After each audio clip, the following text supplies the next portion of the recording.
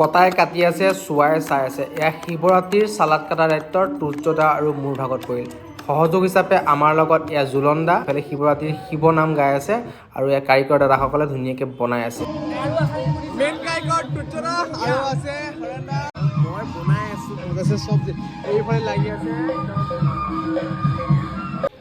ৰ'ব, আচল কাহিনীটো শেষতহে আছে। শিৱৰাত্ৰিৰ দিনা যদি শিৱ বাবাক লগ পোৱা নাই তেনেহ'লে কেনেকৈ আপুনি শিৱৰাত্ৰি উদযাপন কৰিলেহে? গতিকে আপোনালোকৰ শেষলৈকে ভিডিঅ'টো চাই থাকক। এয়া চালাড সুন্দৰকৈ কাটা হৈ গ'ল, একদম ধনিয়া নিমখ সোৱাদ অনুসৰি দি দিয়া গৈছে। চিন্তা হৈ গৈছে তুৰ্যদা, তুৰ্যদা মোৰ চিন্তা হৈ গৈছে হয়নে?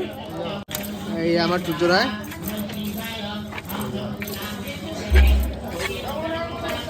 এফালে শিৱ পূজা, এফালে আমাৰ খাদ্য পূজা। নাই নাই এইয়া ভাও এয়া এয়া এয়া খাদ্য যিমানে খানিব সিমানে টেষ্ট বাঢ়িব।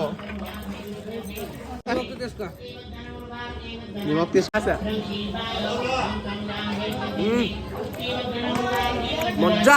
কি ক'ব লাষ্ট কি ক'ব? শিৱৰাত্ৰি কেনেকুৱা লাগিছে? ওম শ্ৰী শিৱায়ে নমঃ মহায় নমঃ। শ্ৰী ওম মহা শিৱায়ে চুমায় নমঃ। চুমাই নমঃ। জয় ভোলানাথ। জয় ভোলানাথ। আমি নাই খোৱা তুৰ্যদা। চিৰাল পাত। এই চব খেলি মেলি তুৰ্যদাই কৰিলে। এইটো মই অকণমান আপোনালোকক ষ্টেটাছ দি দিম। একো নাই, শিৱৰাত্ৰি বুলি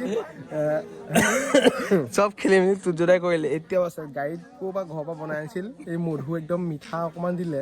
অ কৃষ্ণ, বিছলেৰী বটলত লৈ আহিছে এনেকৈ 3 ঢোকমান মাৰিলোঁ, চেচ কাহিনী। এতিয়া তুৰ্যদাই পস্তাই আছে, ময়ো পস্তাই আছোঁ অকণ অকণ। জয় বাবা চিপ কি